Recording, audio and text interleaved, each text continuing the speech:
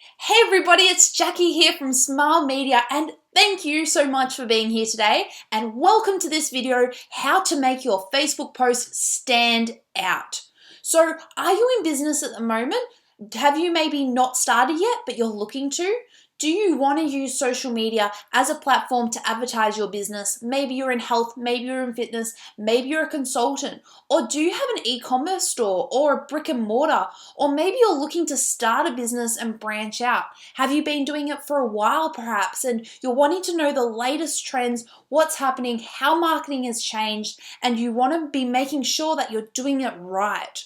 Or do you help others to advertise on social media? Are you a freelancer? Or maybe you've got a business in social media management and you want to know how to make Facebook posts stand out because you know it's important that the more a Facebook post or a social media post stands out, the more viewers it gets, the more leads it gets, the more traffic it gets, and ultimately that leads to the most conversions. So if you would like that solution, I'm going to show you exactly how to get it today, the latest tricks, so you're on top of your social media game. But first, before we get into that, I would like to just say really quickly, who I am and why I'm speaking to you today. So I'm Jackie and I've been in business for about 4 years now. And at the start of my business, I actually had a boyfriend on the side who was like a behind the scenes helper. And he helped and brought a lot to the table that I didn't have. So he had different skills to the skills I had. So he had more skills and he had a lot more confidence and really good at stress management and handling those difficult, tricky situations. He was also good at IT and all of those kind of things. And so he had strengths that I didn't have as much. And so when my boyfriend left me, I really struggled in my business because I felt like, well, not only did my confidence struggle in terms of, my boyfriend had left me, but also I'd lost a business partner.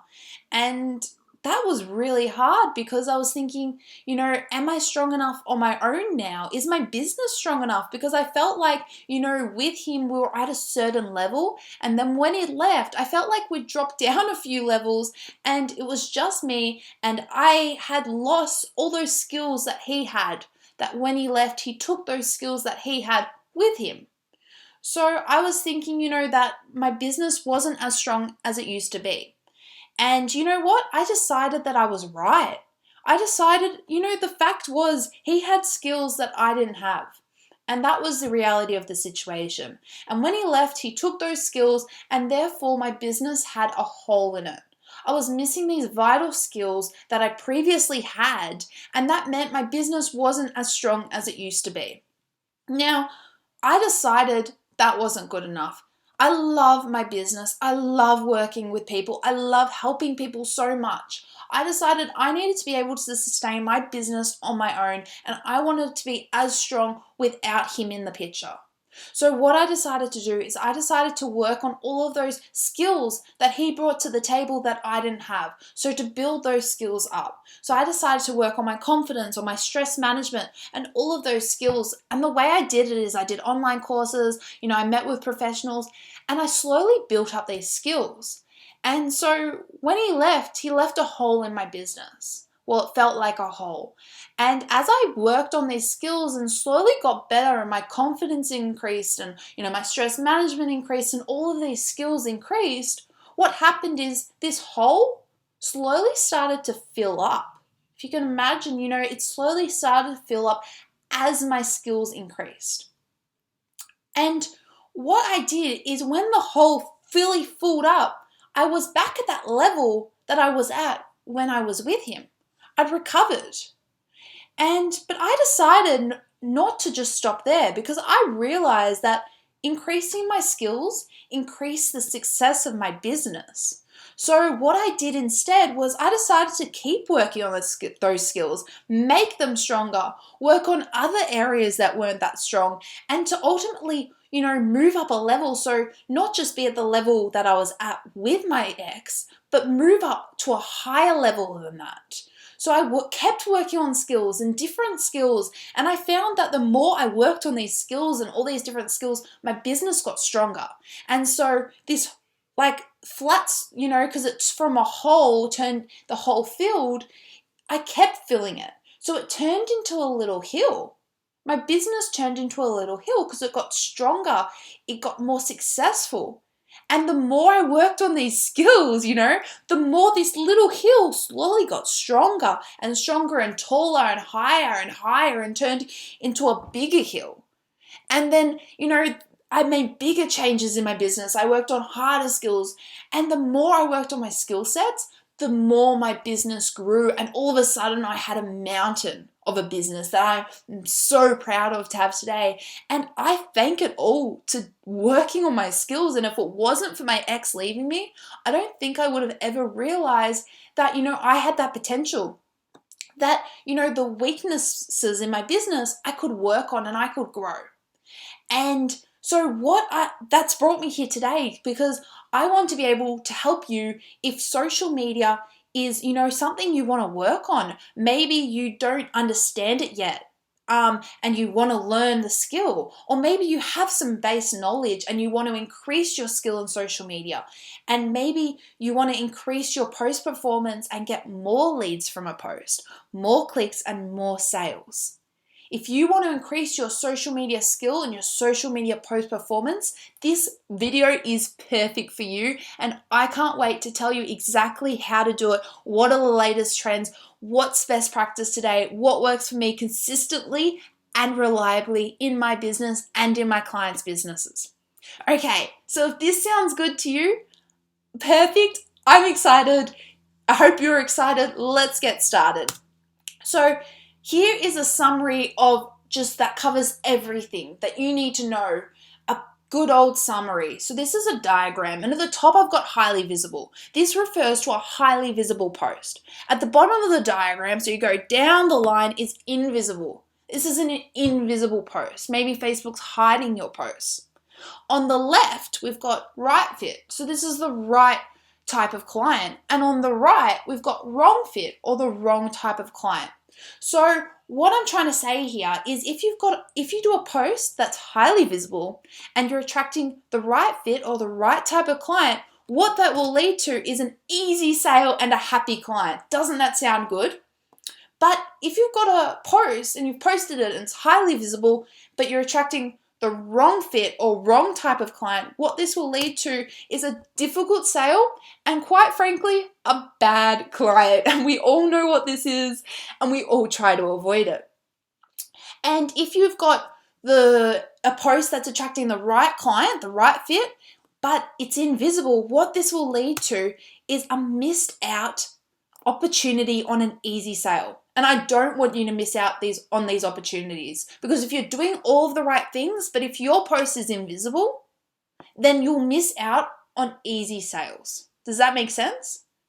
And if your post is invisible and you're attracting the wrong client, well, quite frankly, I just call it not a chance. I call this category just, put it to the side, move on. We do not want to be working with the wrong client. And if your post isn't working, that doesn't matter, just not a chance. So ultimately, today, my goal is to help you to attract more of this top left category. I want your post to be highly visible and attracting the right clients so you get easy sales and happy clients in your business. Does that sound good? And what I also want is you could be currently missing out on easy sale opportunities and helping people. So I want to make your post do the right things, follow the right steps, follow the rules, do the right things according to best practice today, so you do not miss out on easy sales and helping people. Okay, perfect. So if this sounds good, let's get started right into the steps of how to do this and achieve this in your business or for your businesses if you work in freelance or social media management. Okay, here are the 5 steps to make your Facebook post stand out. Step 1 is to get more post viewers using contrast.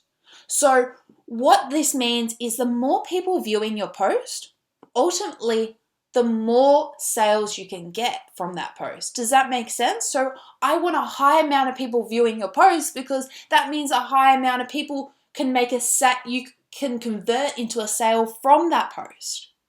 Yeah? So what you need to do is there are lots of posts on social media. We've got so many platforms, and on each of these platforms, so you've got Instagram, LinkedIn, Facebook, Snapchat, all of these platforms, we've got so many posts within a platform. It's noisy, it's busy, there's lots and lots of posts. So what you need to do is you need to contrast and you need to stand out from what all of your competitors are doing. And what I mean by contrast is black versus white. So if their post is black, your post is white. If their post is white, your post is black. Because what does that do? That makes when your ideal client is looking, yours stands out. You stand out as the solution. Does that make sense? We need to stand out on social media because there's lots of posts and you need to stand out using contrast. And I'm going to show you exactly how to do that. Step 2 is be social on social media. This might sound silly, but this is so incredibly important. The biggest mistake I see in marketing today is that people are just pushing out promotional posts. And it doesn't work because, quite frankly, people and your audience have come onto social media, say Facebook, they've come onto Facebook to talk and interact with maybe their family that might be local or family that are overseas, their friends, their community. If they see a promotional post, they're just going to scroll right past. But if they see a picture of their family, they'll actually stop and look because that's why they're on social media.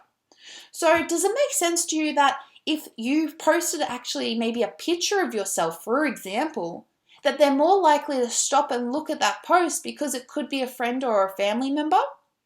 Using pictures of yourself will increase the amount of people viewing your post and reading it.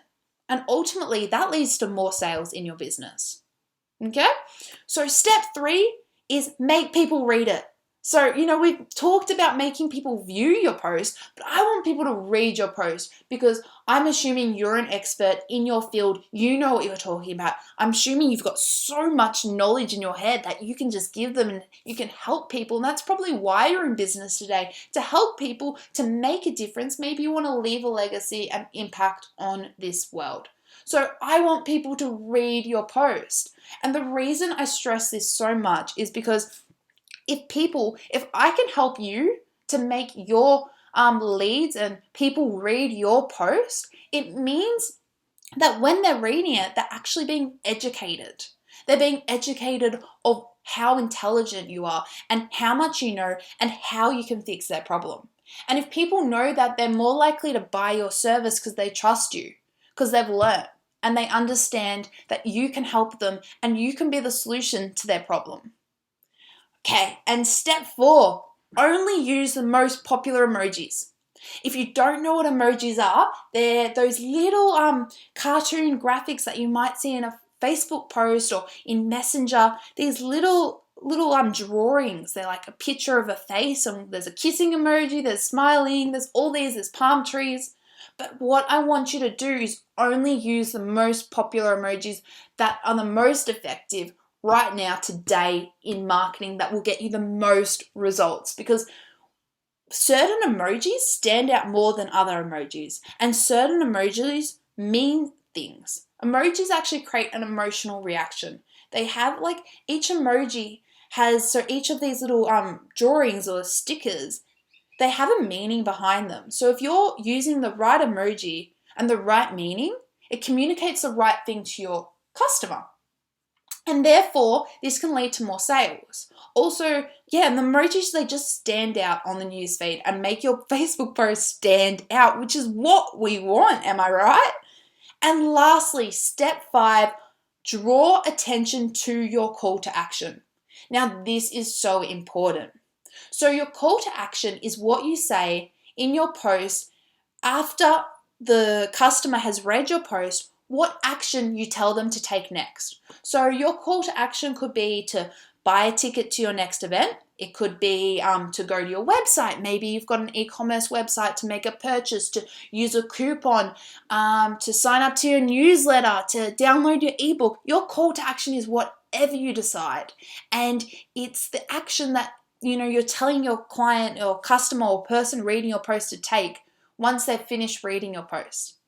So the thing is, if the more attention we draw to that call to action, the more people that will take that action, and ultimately the higher the conversion percentage. So if you want someone to say, buy a ticket to your event, I want to draw more attention to what you want, because that will lead to more people doing it because more people see it. Yep. Okay, perfect. So let's get started. Let's dive right in right now into step 1, and I'm going to tell you exactly what to do. Step 1, get post viewers using contrast. There are lots of posts on social media. If you want your post to stand out, you need to use contrasting fonts. So the benefits of using contrasting fonts rather than just the typical font, that when you go to type in something on social media, just the font that it automatically posts in. The benefit of using contrasting fonts and different fonts is that it easily makes you stand out from competitors. You'll get quick results and get more sales. So here's an example of the wrong thing to do. So this is just posting your text and not using different fonts. Now this is wrong because it won't make your post stand out on Facebook. And see here, I've got 5 comments and 5 people engaging and saying they're interested in my service from this post. But have a look at this. It's the exact same text. This post is the exact same text as that last one, but it's got far more greater result. It's got 135 people, 135 comments of people saying they're interested in my service. And that's because I've used the different fonts that makes my post stand out on the newsfeed. Do you see the different font at the top there? So I've used different fonts just in the heading and just in group hashtags, which I don't know if you know group hashtags, but some groups, Facebook groups, they say you can post on a certain day using a certain hashtag. You can use that to your advantage and use a different font for it. So I'm going to show you exactly what I mean right now. Okay, everybody, so what I want you to do is Google LingoJam fancy text generator, and you'll get a web page that looks just like this. And what you need to do is paste your headline here, just your headline. Headline goes here. I don't want you to put any other bit of your post other than the headline. So think a newspaper. The headline is just the title. I want you to just have the title of your post here. And what you do is on the right, all of these fonts that you can use on Facebook will appear. And just scroll down and you'll see my favorite one. And the reason it's my favorite is because it gets the most results. I've tested heaps, and this one endlessly gets more consistent and reliable results more than the rest of them. And the way to be able to tell which font this one is to use in your headline on your Facebook post is it's bold, it's clean, it's easy to read. There we go. This font right here. And the way to use it in your Facebook post is just highlight the whole and copy and paste it into Facebook. It's that easy, and this will get you way more results than if you don't do it. Okay, perfect. Let's get back into the presentation. So step 2, be social on social media. People are on social media to be social. The reason people go on social media is to, like I was saying before, maybe they want to talk to their friend, to see what their family's up to overseas, to see what their cousin, their cousin's wedding photos. People are on social media to be social. Using a picture of yourself will increase viewers, engagement, and sales. It's called Facebook, not logo book. So the correct way to actually post and use your image on Facebook is like this. So when you set up your page, you can change it now, you can change it today. The way to do it is I highly recommend your Facebook page, so your business page, the photo to be a picture of you. And the reason I recommend this is because I've tested it and I've seen more results in both my business and clients' businesses when they use a picture of themselves. And this is because it's called Facebook. People want to see your face. They want to communicate with a person, not with a company. So I also recommend in the name of your page to include your name in it, dash your company name. See how I've done Jackie Hutton dash Smile Media, which is my company name. So it's called Facebook. So therefore I want you to use pictures of yourself. And if you're feeling a little bit uncomfortable by that, I highly recommend you just to think about it. If you want sales in your business and you're serious about that and you're serious about using social media, trust me, the way to get results is to be social on social media, to be real, to be human. We're all human. We're not perfect. And people want to see you because business is more and more these days about interacting with people and your story and what your business is really about than about just a company name. So that's the correct example. I'm going to now show you the wrong example. This is a no-no. Do not do this. So logo book. It's not called logo book. So you will get less results, far, far, far less results if you use a picture that's a logo for your Facebook page picture. See there how it's a logo, which is Smile Media, my logo, and then the name of the Facebook page is Smile Media. You will get more results if you use the previous example and use a picture of yourself and your name in the business page. It's best practice and it will get you the most results. Perfect. Now we've covered that, let's talk about the actual post and what to include in the actual post in the image.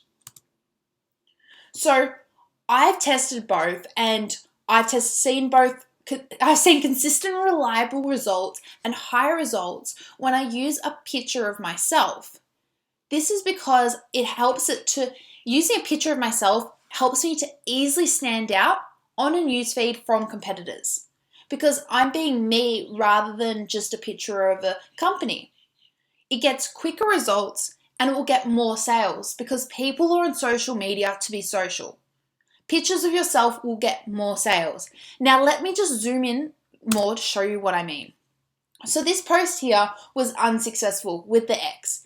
It's a picture that I've included text in, and I do not recommend that you use any text in the image when you post because it will not get you as much results as if you use a picture of yourself or a picture of a person. And I'm not saying a stock photo, that you buy off the internet. I want a real image of real people because you can tell the difference. So this post here got 2 likes. That's 2 likes, not 2 sales, not 2 clicks.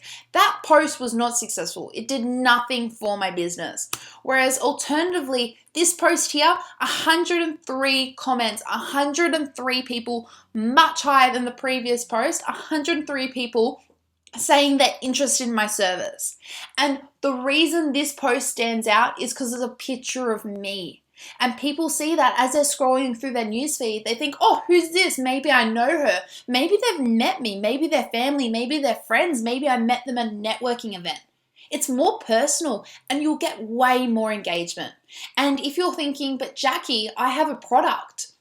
That's fine. Include your product in your picture. Hold it. If you're a photographer, hold your camera in your photo. It will be great. Hold whatever product it is. Or if it's a service, you could be near the service. You could have the service in the background. As long as it's a real picture of you, it will be far more successful. Perfect. So are we all up to date? Perfect. Let's move on. Okay, step 3, make people read it. Now I know this is super blunt and super straight to the point, but I want people to read your post. And I said it earlier, but I'm just going to quickly recap right now why. So if people read your post, they will learn about what you do. They will build trust by reading it and be educated so they're more likely to make a sale if they understand what you do.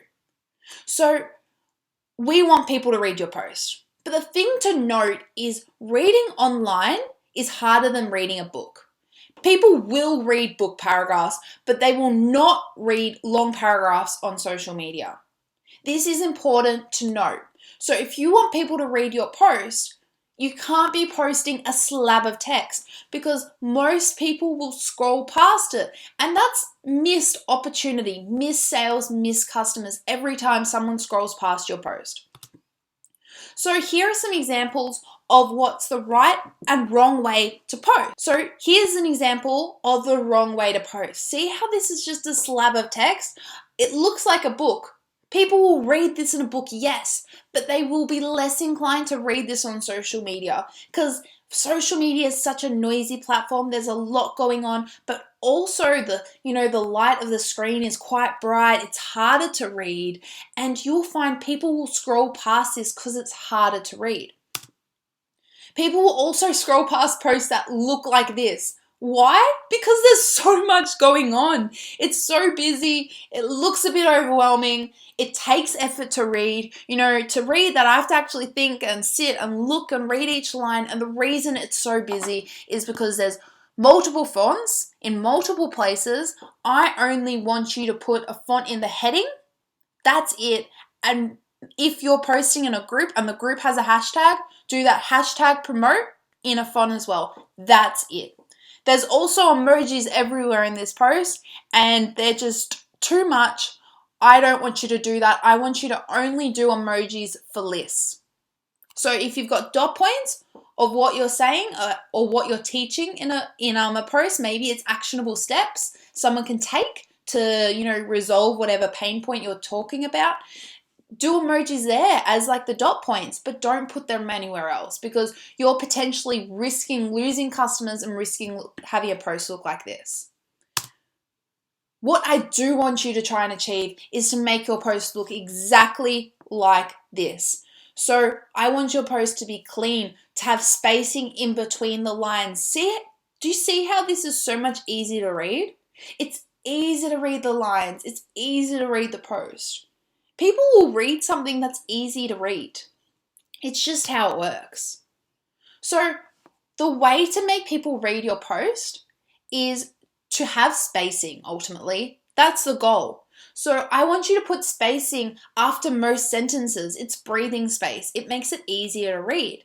And the benefits of having spacing is people won't scroll past your post. So that means you won't lose sales. People won't skim your post, they'll actually read it.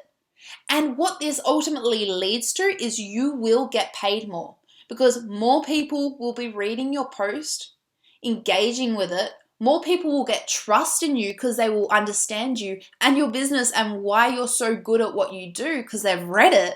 So you will get paid more. Step 4, only use popular emojis. So emojis are those little stickers, those little pictures of, I'll show you in a second, there's smiley faces that you see on social media all the time. So I want you using emojis, but I only want you to use the most popular emojis. And the reason I want you to use emojis is because emojis attract attention and build emotion. Using the wrong emoji will cause the wrong emotion.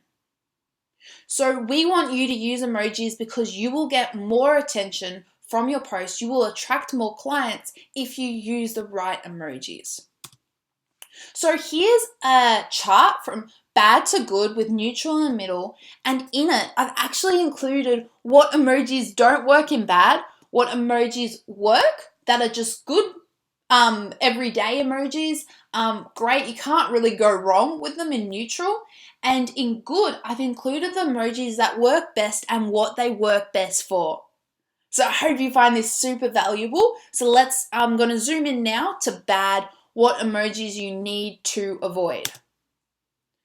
So bad, and just for a moment, just to stop you right there, I'm going to show you how to get emojis in 1 second. But first, I'm just going to tell you what to avoid. So what emojis don't work? Black emojis. Don't use black emojis. And the reason for this is your post is already black and white.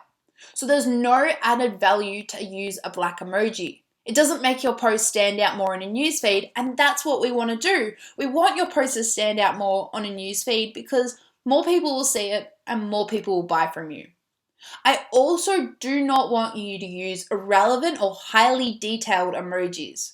This is because it can confuse your audience, and therefore as soon as you confuse someone, they'll turn away. People don't want to be made to feel stupid, so you do not want to confuse your customers.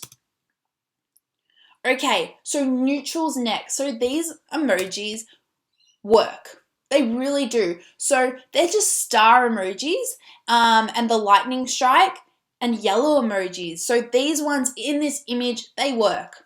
They do. They work across the board for a lot of different businesses. They're just successful. And I highly recommend you to use them on lists. So if you've got made a post and you've taught something in the post, and if you, for example, to use these as bullet points in your post, because that will increase engagement and increase the amount of people reading your post and actually enjoying it. These make your post more engaging and more enjoyable to read. So I highly recommend you do that because you will get more results and get paid more from doing that. And lastly, the best emojis, the best practice, the emojis that work best. So the cross emojis work best for myths. So if you've got made a post and you're saying anything that's a myth or that's a lie in a post, cross emojis, use them there. Tick emojis, they work best for if you're listing in your post. Once again, these are all bullet points. Think bullet points. So if you're listing anything in your post that are features or benefits of your service or inclusions, list them with a tick emoji. That's great. That's best practice. And lastly, fire emoji. That creates energy. That represents energy. Also great for lists if you're representing energy. Maybe it's an online course that you're selling. You want people to be super enthusiastic and super engaged because you're so excited. You want them to be excited. Use some fire emoji. It will work. Or maybe you're a personal trainer and your business is all about energy. Use that. It will work. So those are the emojis that work best at the moment. So as I said before, I'm going to tell you right now how to get emojis. So what you need to do is on a different computer, it works differently. If you're on a Mac and you're on your computer, the way to get an emoji is to go up to the menu. So hover over the menu, go edit, emojis and symbols, and click that, and see that? See the most frequently used, the ones I just recommended? That's because they work. Alternatively, if you're on your phone, next to the typing box, there will be a button you can press, and I want you to press that button. So within the typing box where you would write your message, where you would leave a response, where you would type your post, click that and you'll see an emoji option. If you've got any questions, just Google it. It will be super helpful, or send me a message. I'm happy to help you if you've got you're a bit confused, because this will help you get paid more in your business because it will make your post stand out more. And that's what I want for you. So if you have a question, please feel free to message me. But please do bear in mind that I do have a lot of clients, so I will try and get back to you as quickly as possible. Okay. Let's move on. Step 5, draw attention to your call to action. People need to be told what action to take after they read your post. Otherwise, they will hit like and move on. Now, likes aren't sales, and I'm sure you can relate to that. No one cares for a like. Literally, Facebook and Instagram do not care for likes so much that they've removed the visibility of likes. Likes aren't important. We do not want people liking posts. We do not care for it if they do or if they don't. What we do want, though, is for people to take an action after they've read your post to do whatever you want them to do next. Do the next step. So, for example, to go to your website, to get a ticket, to buy a product, to download your ebook, to get your checklist. The action you want them to take next is what you want them to do after they've read your post. Okay, so the more visible your call to action is, the more sales you will get from it. Does that make sense? Because the more visible it is on your post, the more sales you'll get, because the more people will see it. So for example, if you wanted to people to go to your website after they've read your post, the more visible we make that request and make that encouragement, the more people that will actually see it, the more people will do it, the more people that will end up on your website, and the more sales you'll get from that. So I want to make your call to action highly visible so you get more sales in your business. So how to make your call to action highly visible? Step 1, put your call to action under the headline. So headline is the title of your post. So think of a newspaper, the top, there's headlines, and then the section begins. So put the call to action right under the headline. Step 2, add the call to action to the end of your post. So the very last thing you see. So that's the importance for that is, so if someone's read your post from start to finish, they need to be told at the end what to do next. You don't want them to read your post from start to finish, think, oh, that's a really great post, and then like it and scroll on. You want them to be taking action. You want them to be, downloading your ebook, typing I'm in to get your free guide. You want them to be taking action. So you need to add it to the end of your post. And step 3, make your call to action bold. So I'm saying literally make it bold. Command or Control B, highlight it. Command or Control B, make the call to action bold, because bold contrasts on a newsfeed, so it stands out. Contrasting makes it stand out. More people will see it. It will be more visible. More people will actually action it. You'll get more sales and more money that way. So those are the 3 steps to make your call to action highly visible. Okay, perfect. So that's it, guys. That's the 5 steps. Well done on watching this video. Tune in next time to watch 10 social media myths that coaches tell their students. Thanks so much for watching, everybody.